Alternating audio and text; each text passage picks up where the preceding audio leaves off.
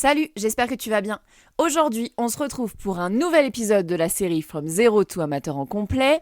La série où, avec Yoki, on reconstruit le couple de compétition qu'on était, avec mes connaissances en bioméca et la collaboration qu'on a développée ces dernières années. Aujourd'hui, on va faire un point d'étape. Où on en est, comment j'ai construit ces 2 mois passés, presque, où on en est et c'est quoi mes prises de conscience ou les choses que toi, tu peux ramener dans ton travail quotidien avec ton cheval. Spoiler, aujourd'hui, on parle de contact et de biomécanique. J'espère que la perspective te plaît. On se retrouve tout de suite avec l'épisode.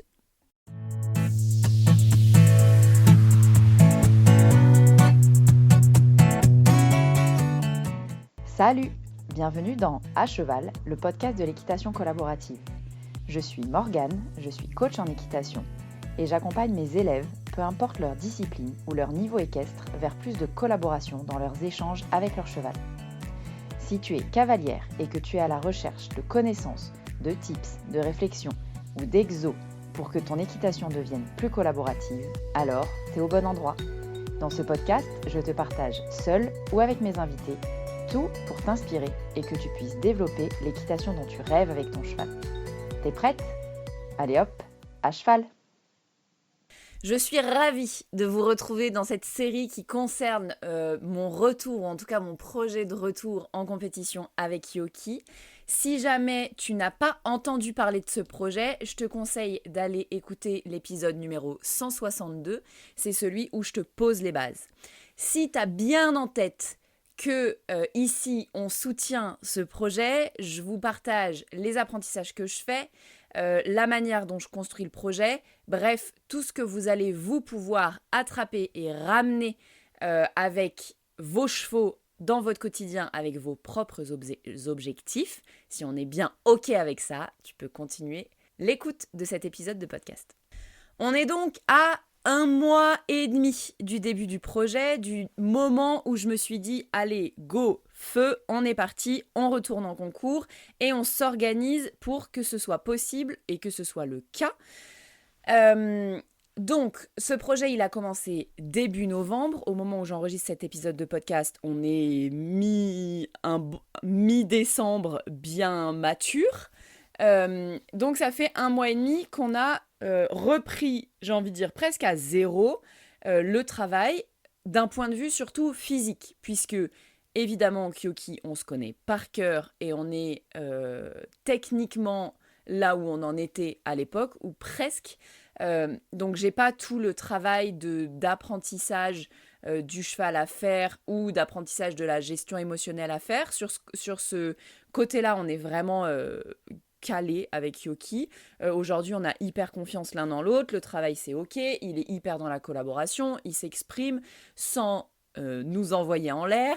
Donc, bref, on a des bases qui sont hyper solides. Ici, on parle de la remise au travail, j'ai envie de dire d'un point de vue surtout physique et mécanique pour lui et pour moi, en vrai. Donc, si je fais un petit point d'étape et après, à la fin, enfin plus loin dans cet épisode de podcast, je te parlerai du sujet du contact de l'arrière vers l'avant parce que c'est hyper important et c'est hyper important peu importe toi, ta discipline, ton niveau équestre, ta pratique, la méthode que tu utilises, bref, cette notion de contact et de l'arrière vers l'avant, tu comprendras pourquoi je parle de ça comme ça plus tard dans cet épisode de podcast. Elle est vraiment, d'après moi, essentielle dans nos pratiques de l'équitation, peu importe le type d'équitation qu'on pratique. Bref, mais avant ça, petit point d'étape. Où est-ce qu'on en est ? Comment j'ai construit le mois et demi qui a précédé ? On a commencé au mois de novembre, on était à 2 séances par semaine avec Yoki.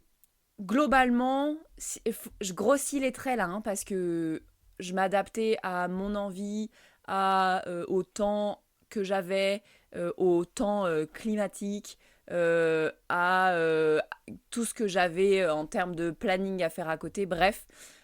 Mais globalement, on était au mois de novembre à peu près 2 séances par semaine avec Yoki, une séance à cheval qui était l'équivalent de ce que moi je peux appeler une détente ou une grosse détente. Donc on travaille on travaille déjà une dizaine de minutes à pied, au pas, parce que ça c'est la base de toutes mes séances. Mais ensuite je me mets à cheval et puis je travaille une dizaine de minutes à cheval au pas, puis une quinzaine de minutes entre le trot et le galop, quoi. Ça chez moi, c'est l'équivalent d'une grosse détente où je suis pas hyper exigeante. Je demande surtout à mon cheval qu'il se tienne en équilibre plus ou moins.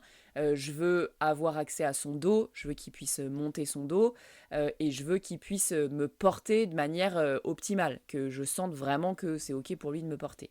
Et si en début de séance je sens que c'est pas le cas, bah, mon objectif de la séance c'est vraiment d'arriver à ça. Et le tout avec des séances pas hyper techniques, c'est-à-dire qu'on n'allait pas très loin dans le travail de déplacements latéraux, on restait sur des choses relativement simples et, j'ai envie de dire, peu coûteuses en effort, en tonicité, en gainage, donc des sessions à la jambe sur quelques foulées par exemple, au pas, et après un gros travail par contre sur les transitions inter et intra-allure, puisque c'est vraiment le cœur de ce que je fais, avec la vigilance avec Yoki, qu'on est sur un cheval qui est dissymétrique, assez fort dissymétrique, bien que je le présente comme ça aux professionnels. Et là, il n'y a pas longtemps, il y a une professionnelle qui est venue le voir, qui ne le connaissait pas, et à qui j'ai présenté comme un cheval très dissymétrique. Elle m'a dit en fait trop pas, il est vraiment pas si dissymétrique que ça, comparé à ce que je vois ailleurs, donc il est sûrement pas si dissymétrique, mais en tout cas, c'est une des vigilances sur mon travail, c'est hyper important pour moi qu'il se porte d'aplomb sur ses deux épaules et qu'il pousse d'aplomb sur ses deux postérieurs. Donc, le mois de novembre, je l'ai vraiment focus là-dessus. Et c'est là que je vais vous partager peut-être une erreur que j'ai faite, ou en tout cas une réorientation qui s'est montrée particulièrement bénéfique sur fin novembre, début décembre. Donc tout le mois de novembre, le travail, il s'est porté là-dessus. On a fait, début novembre, on était sur une séance grosse détente à cheval et une séance à pied de mobilisation diverse, de ce que j'appelle gym douce, de report de poids, de précision dans la proprioception, des choses comme ça qui permettent aux chevaux de se gainer et de se concentrer sur leurs pieds et sur le choix de où est-ce qu'ils posent chacun de leurs pieds, qui est hyper intéressant et qui, franchement, je suis sûre, nous sert pour la suite. Donc, au départ, début novembre, on était sur 2 séances par semaine avec en gros quelque chose comme ça dans le travail. Une détente à cheval, en travail à cheval, en travail monté et un truc de travail à pied vraiment poussé, gainage et proprioception. Une fois que j'ai fait ça, 2-3 semaines, je suis passée à 3 séances. J'ai rajouté une séance à cheval avec... j'ai rajouté une séance à cheval, donc ça sur la deuxième quinzaine de novembre. Donc on est passé à 3 séances, 2 séances à cheval et cette fameuse séance de proprioception, etc. Et puis, début décembre, je suis restée à 3 séances par semaine. Mais là, j'ai commencé à être plus exigeante dans le gainage. Je voulais vraiment un cheval qui se porte, qui est vraiment en équilibre, avec le dos qui est présent dans mon image, qui est présent le plus possible. Donc tout le temps, ça aurait été l'idéal. Mais vraiment, en tout cas, un cheval gainé, au boulot, concentré, et présent, qui me porte et qui vient mobiliser ses abdos, monter son dos. Bref, j'ai augmenté mon niveau d'exigence. Et puis assez rapidement, je vous l'ai raconté d'ailleurs sur un réel sur Instagram, j'ai senti que moi, mon exigence, elle était un peu rigide, elle me rigidifiait, elle se mettait à m'agacer, c'est-à-dire que un jour, j'ai décidé que mon niveau d'exigence devait augmenter, et du coup, ce jour-là, je me suis mise à m'agacer quand les choses ne se passaient pas comme j'avais décidé qu'elles se passeraient. Donc, dans mon fonctionnement, je me suis forcément rigidifiée, ce qui fait qu'en vrai, mes séances avec mon cheval, elles étaient moins pertinentes, puisque un cheval peut moins se mobiliser sous un corps rigide avec les dents serrées que avec un corps relâché là-haut, avec un fonctionnement avec peu de tension. Dans mon propre corps, je veux dire. Donc, j'ai senti un petit flottement là, fin novembre, début décembre, avec, en vrai, je vois pas ouf d'amélioration. Moi, je suis un peu de la team impatiente, donc j'ai besoin de voir des améliorations de séance en séance. Je sais que c'est pas le cas avec les chevaux et que c'est un des trucs sur lesquels je travaille aussi, mon impatience, mais il y avait un truc qui me disait que le travail dissymétrique avec le focus poids réparti droite et gauche, donc l'équilibre latéral, c'était pas, en tout cas, c'était pas en adressant cette problématique-là de cette manière-là que j'allais pouvoir continuer à progresser. Donc, j'ai parallèlement continué, moi, à lire mes lectures, à regarder des vidéos de toutes les plateformes en ligne que j'ai, sur lesquelles je m'inspire beaucoup. Et là, je regarde plusieurs vidéos d'une personne qui se met à parler du contact de l'arrière vers l'avant. Et je me dis, bah oui, évidemment, Morgane, c'est cette notion-là que tu as oubliée. En tout cas, j'étais tellement focus sur le épaule droite, épaule gauche, que j'avais un cheval, certes, relativement équilibré dans son poids du corps, épaule droite, épaule gauche, mais j'avais quand même ma jambe gauche fort dedans pour qu'il puisse se redresser et basculer son poids du corps vers la droite, puisque Yoki, c'est son truc de s'appuyer fort sur son épaule gauche. Donc là, j'avais quand même ma jambe gauche fort dedans, et j'avais l'impression que ça ne s'améliorait pas. Donc, il était relativement équilibré, mais à quel prix, j'ai envie de dire. Donc, moi, j'avais vraiment ce truc ouais, ma jambe, elle est quand même fort dedans, ça s'améliore pas. Bon, et je regarde cette vidéo qui revient sur cette notion de contact qui vient de l'arrière vers l'avant. Et je me dis, mais oui, mais c'est bien sûr, Morgane, tu es tellement focus sur ton équilibre latéral que tu en viens à avoir un contact de l'avant vers l'arrière. Je veux tellement que ce contact il soit équivalent sur cette reine droite et sur cette reine gauche que je me mets à prendre le contact d'abord. Alors qu'en réalité, le contact, c'est le résultat de quelque chose et pas le point de départ de nos séances. C'est hyper important de comprendre que ce contact, il réceptionne les informations de l'arrière-main qui sont transmises par le dos, par l'encolure, par la tête, jusqu'à mes mains. Moi, je travaille en mort, donc jusqu'à mon mort et jusqu'à mes rênes. Donc, cette notion-là, je l'ai un peu oubliée sur les quelques premières séances, là, quand j'ai commencé à vouloir vraiment lui demander de mobiliser son dos. C'était un peu, au lieu de dire, mets en fonction tes postérieurs et je réceptionne devant, je lui disais un peu, je prends mes rênes, mon contact, c'est celui-là, et maintenant que j'ai pris mon contact, va activer tes postérieurs. Ce qui en réalité, bon, il m'a pas fallu beaucoup de séances, il m'a fallu 2 séances pour vraiment me rendre compte de ça et remobiliser, mais cette notion-là, elle est hyper intéressante, je pense, pour vous. Ou en tout cas, quand je me suis dit, mais oui, mais bien sûr, je me suis dit, il faut que j'en fasse un épisode de podcast parce que ça va intéresser les gens qui m'écoutent. Vous me direz si ça vous intéresse ou si ça vous parle, cette notion-là. Mais vraiment, ce truc de contact, en fait, le contact, c'est la résultante de la propulsion et de la tonicité de ce qui se passe dans l'appareil locomoteur du cheval, qui est les postérieurs.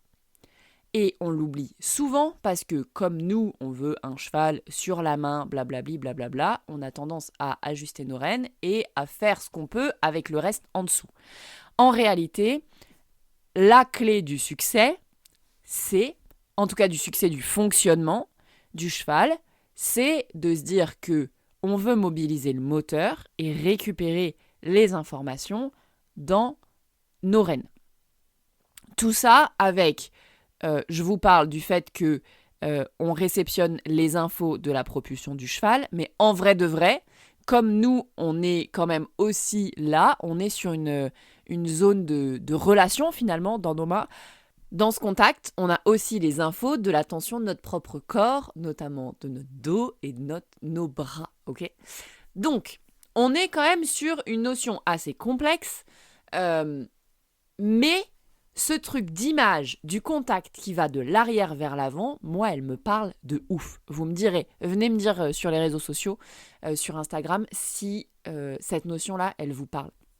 En tout cas, moi, elle a tout changé dans mes séances. Parce qu'à partir de ce jour-là, au lieu de me dire, je veux prendre mon contact et ça, c'est le contact, mon gars, que tu vas garder et puis tu fais comme tu peux pour te bouger là-dessous, je me suis dit, j'ai complètement changé mon focus en me disant, voilà ce que je veux dans le moteur, ok, c'est l'activation du moteur que je veux en premier et je réceptionne le contact. Alors, je vais mettre un petit disclaimer là-dessus parce que c'est pas parce que j'ai envie d'activer le moteur que dans mes séances, je suis allée plus vite ou alors que j'ai bourré dedans plus fort. Vous voyez l'idée ? L'idée, c'est vraiment de... Avec Yoki, on a cette finesse-là. Je pense qu'avec une majorité des chevaux, en vrai, on peut l'atteindre facilement. Facilement. Simplement, mais quand c'est simple, c'est pas forcément facile. Mais en tout cas, l'idée, c'est bien dans moi, ma perception et dans ma pensée, parce que souvent ça suffit, ou en tout cas ça suffit avec Yoki, c'est de penser, et là je pense à Léa, ma co-animatrice d'immersion, penser que le mouvement va de l'arrière vers l'avant. Donc penser que c'est les postérieurs qui se mobilisent en premier. Et du coup, penser chez moi, aussi dans mon propre corps, que le mouvement va de l'arrière vers l'avant. Si jamais vous voulez faire l'expérience, c'est hyper intéressant. D'ailleurs, simplement, je ne sais pas où vous êtes en écoutant cet épisode de podcast, mais si vous avez la possibilité de vous mettre debout et de marcher quelques pas, faites-le, c'est hyper intéressant, maintenant ou plus tard, mais mettez-vous debout et pensez que le mouvement vient de vers l'avant. Par exemple, quelqu'un accroche votre t-shirt devant là et vous tire, ok, depuis le t-shirt. Donc, faites quelques pas comme ça en pensant que le mouvement part de la poitrine, par exemple, vous voyez, avec le mouvement qui va vers l'avant. Faites l'expérience et ensuite, arrêtez-vous et pensez que le mouvement va de l'arrière vers l'avant.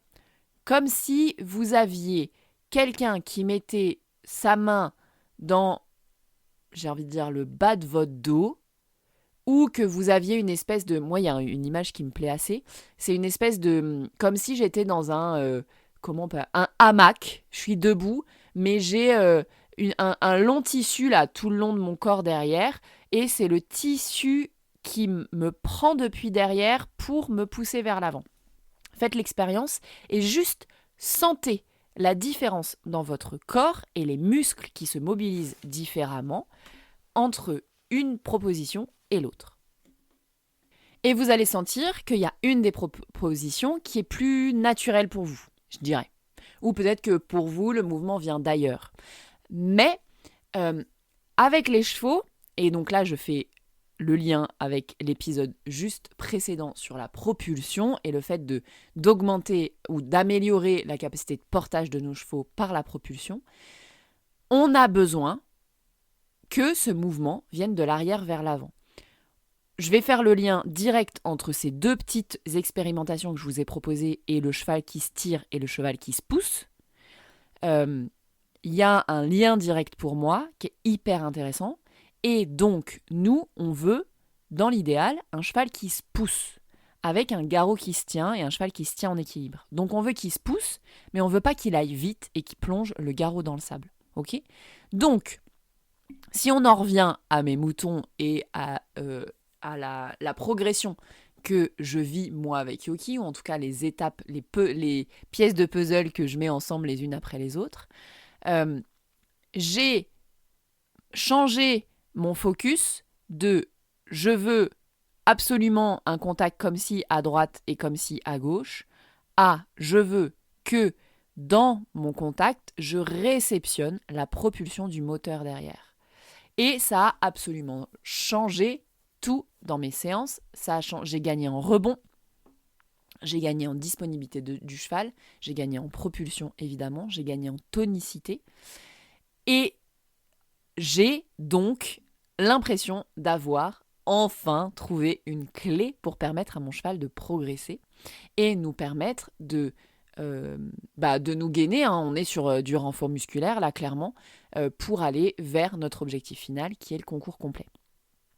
Voilà ce que j'avais envie de vous partager sur cet épisode de podcast, parce que vraiment, cette prise de conscience chez moi, qui sont des choses que je sais en vrai, que j'enseigne en plus, mais cette prise de conscience de « Attends Morgane, change ton focus de place », elle a vraiment tout changé dans mes séances et ça y est, on a un point d'étape, ou en tout cas un point de départ de progression qui est beaucoup plus pertinent. Donc je suis hyper contente de ça et j'avais vraiment envie de vous le partager parce que peu importe la pratique équestre que vous avez, si vous avez ça en tête, le fait que le mouvement part de l'arrière vers l'avant, franchement vous allez améliorer tout avec vos chevaux.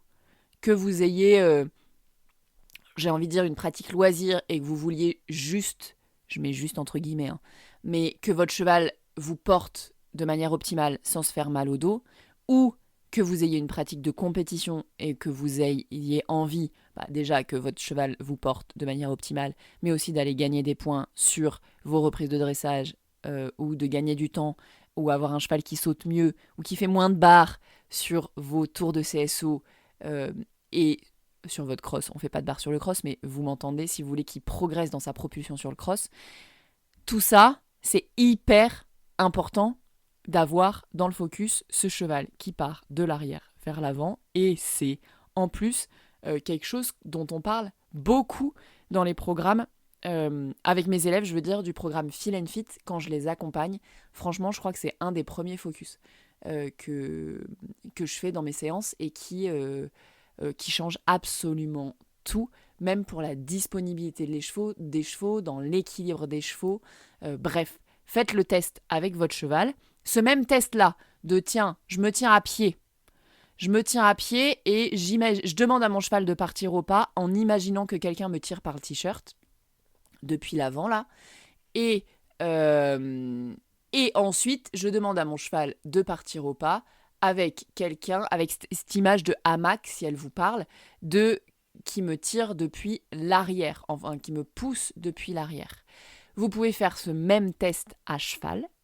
Je demande à mon cheval de partir au pas en imaginant que quelqu'un me tire par le t-shirt, par exemple, et l'inverse, que je redemande un départ au pas à mon cheval avec ce hamac-là qui me pousse depuis l'arrière. Vous verrez la différence et vous verrez à quel point votre cheval va venir se pousser plus que se tirer quand vous mettez votre focus sur le mouvement qui va de l'arrière vers l'avant. Si jamais cette notion de contact, elle t'intéresse et que tu as envie d'aller ou d'en entendre plus ou avec des mots différents, je te conseille grandement l'épisode de podcast que j'ai enregistré dans ce podcast avec Lucie sur les idées reçues qu'on débunk. C'est l'épisode 127, pas de contact égale légèreté avec Lucie Lecor. On éclate les idées reçues. L'épisode 127, je te le conseille grandement. Les retours qui nous ont été faits sur cet épisode et les notions de contact sont assez dingues. Donc, si tu veux compléter ce que je te raconte sur cet épisode de podcast et en savoir plus sur le contact, go écouter l'épisode 127. J'espère que cet épisode vous a plu. Si c'est le cas, vous pouvez venir me le dire sur les réseaux sociaux, sur Instagram principalement. Si jamais le podcast vous plaît, vous pouvez aller lui mettre 5 étoiles sur la plateforme d'écoute que vous utilisez habituellement. Et surtout, si vous voulez être mis au courant des prochaines sorties d'épisodes, abonnez-vous. Sur ce, moi je vous laisse ici et je vous dis à la semaine prochaine pour un nouvel épisode de À Cheval, le podcast de l'équitation collaborative. À plus!